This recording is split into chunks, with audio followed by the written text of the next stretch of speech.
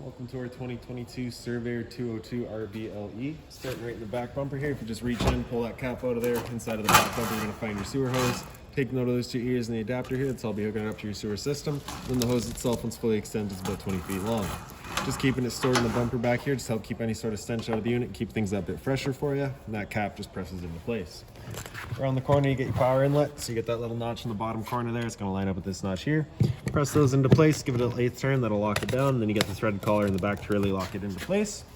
Following the cord back, you're going to find a standard 30 amp end. Most campsites are going to have that. You can plug straight on in and you're good to go.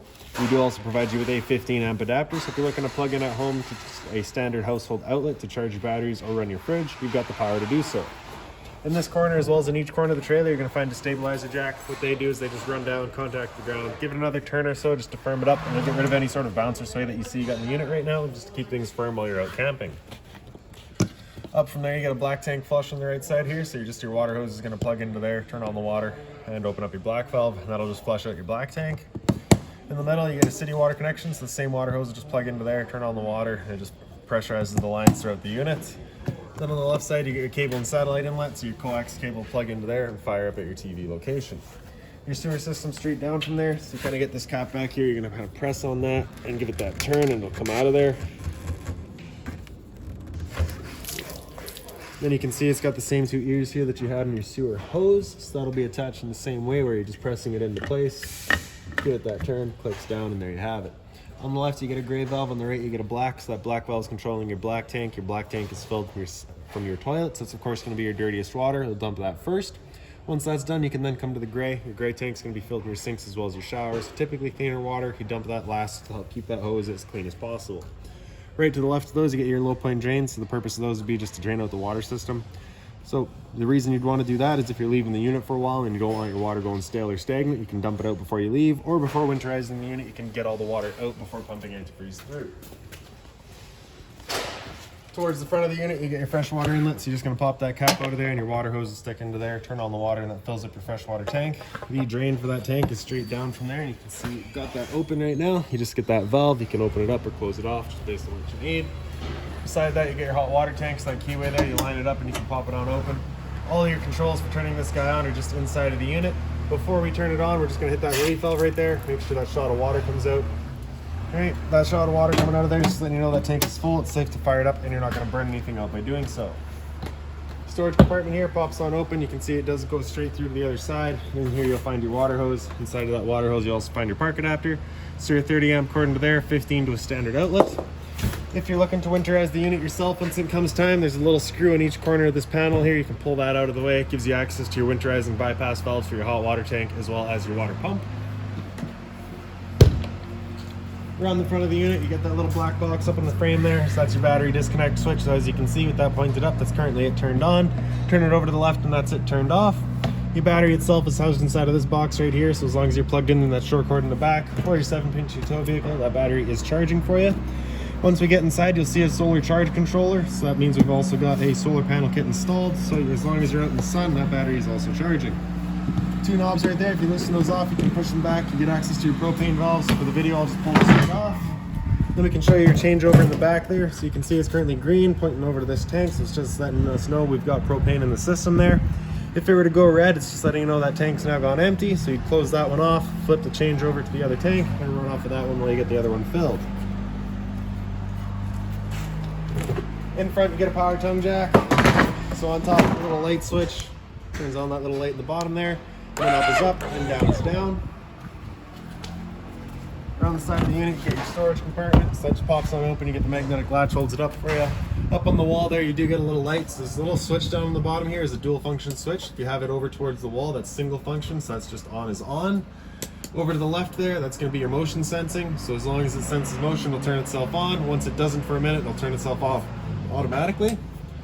Down from there, you get your manual override for all of your stabilizer jacks. You also get kind of the longer one here for doing that stabilizer as well. This kind of zinc one there is going to be for your slide out, so I'll show you that in a second. And then this S-shaped one is for your tongue jack up front. Exterior kitchen stuff there, so that all goes right in here. So as you pop this guy open, you get the same magnetic latch. Inside of here, you also get a 120 volt fridge. So as long as you're plugged in, this guy's going for you. Then you're going to grab this strap right here and pull it straight out. Slide it over to the right. And then we can open this up. And then your sink here, you can see it's got some stuff inside of there. We're just gonna dump it in here for now. Then we can grab the griddle. And that griddle just has 4 legs underneath it, right? So your back, and just note those holes in there. So you get the 3, and then the 1 is smaller. So that's of course gonna line up with this one back leg here. So we're just gonna unscrew that. And then you just kind of lay it into place. Lock it back down with that 1 screw hole there.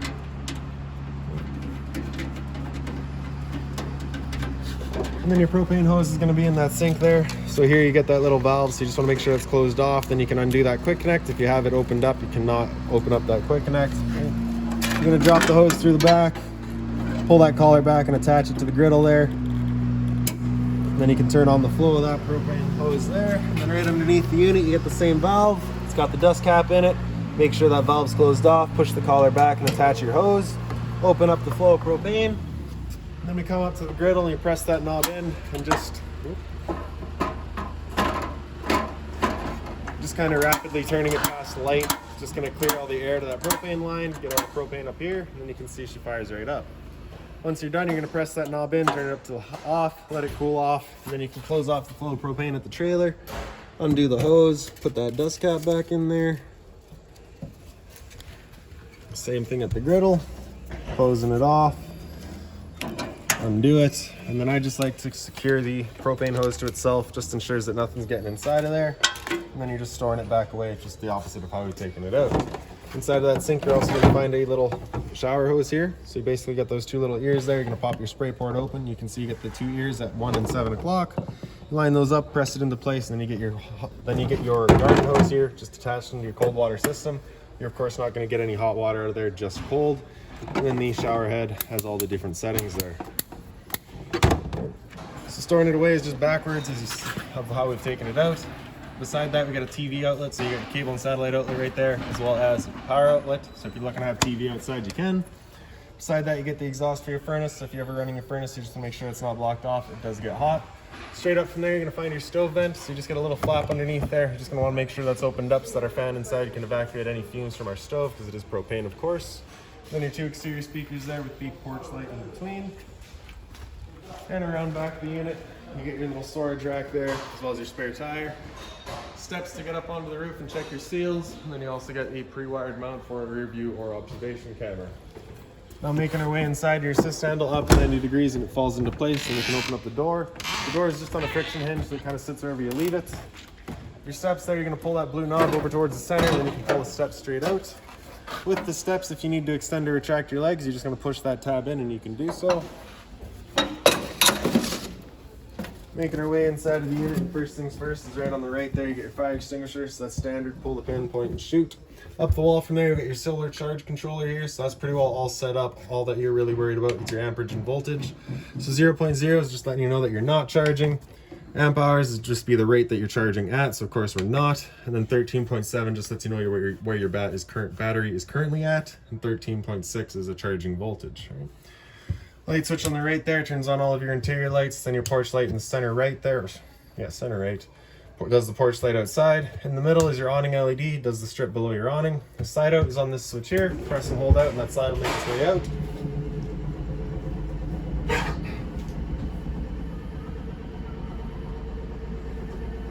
Once that side's fully extended, we're going to hear some clicks from the motors letting us know they've reached their stall. Once you hear those, we'll stop.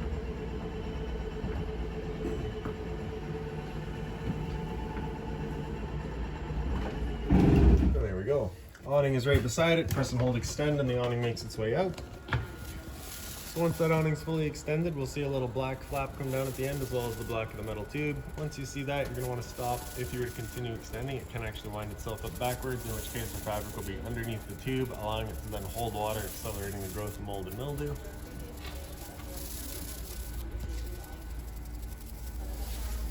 So there's our flap, and there's the tube, so we'll stop right there. Now if it were to start raining, it's of course going to hold some water anyways. So what you can do is grab either arm, front or rear, and you're just going to pull straight down on it. You can see that changes the pitch of the awning out at the head, allowing water to then run off. I feel like that angle better because it does give you more shade. You can do the same thing with the arm up front. Before you bring it back in though, you just want to make sure these arms are back out straight and fully extended, just so you're not running the risk of bending them. Then you can press and hold the track, the awning will make its way back in. Again, you're just watching to make sure that your fabric is over top of the tube.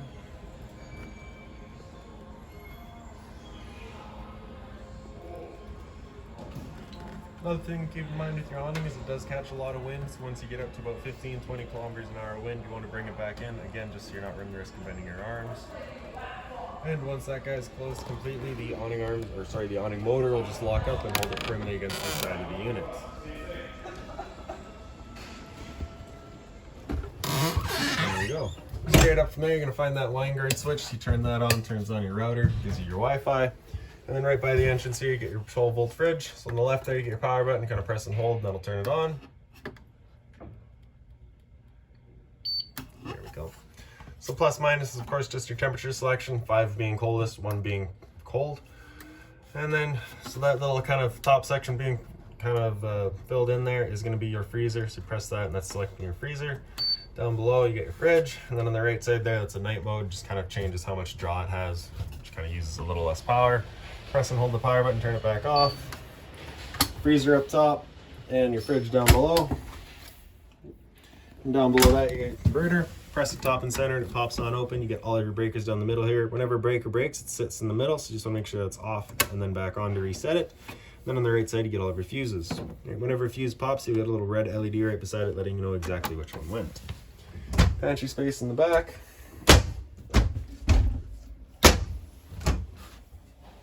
And then we'll come into the bathroom here. So inside the bathroom and right on the left, you get your light switch right beside the toilet paper dispenser.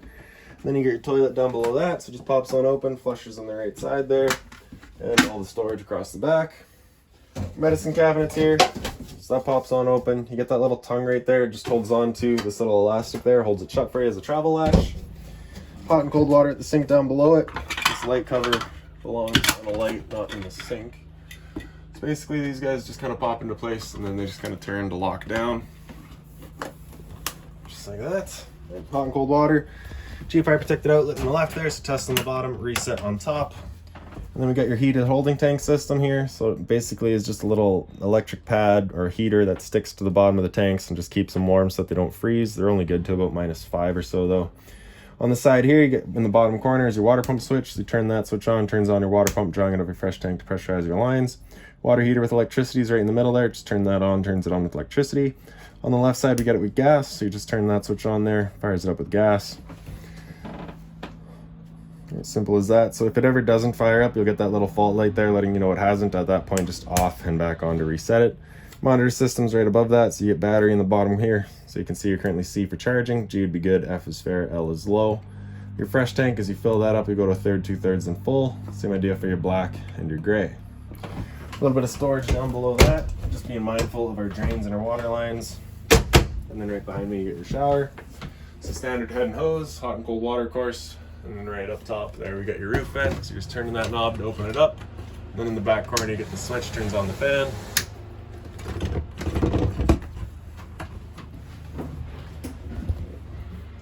And then we'll come into the kitchen here. So you get your microwave up top there. It's pretty standard, just like home. Down below that, you get your range vent. So you get your light as well as your fan.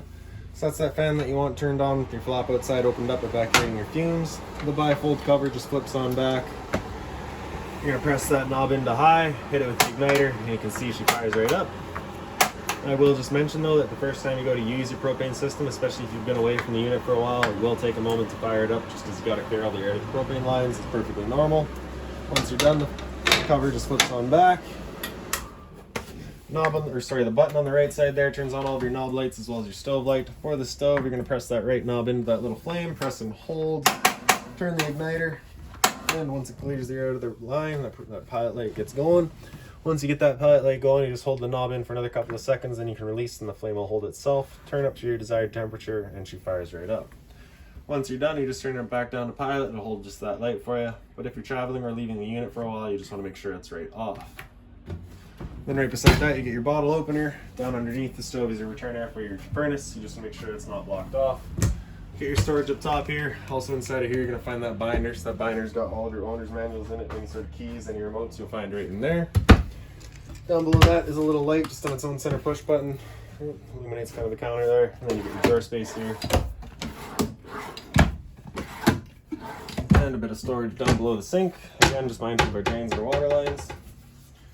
The sink does have two separate covers for the same sink, right? It's just the single basin. Mobile shower head, hot and cold water course. And then the head there, if you just kind of take it and turn it, you can switch between your kind of standard stream and a shower head. And then just around the corner, you get your thermostat here. So you're going to press that bottom bar to wake it up. Hit it again, it'll come into fan low. So that's just the fan's going to run on low just to move some air around. And then fan high is the same idea, just the high fan moving some air. After that, it'll come into cool high. So at this point, it becomes kind of a bit more of an on-demand system. Not an on-demand system, but the fan will run on high and the compressor will cut in and out as needed, right? So just always leaving that fan on.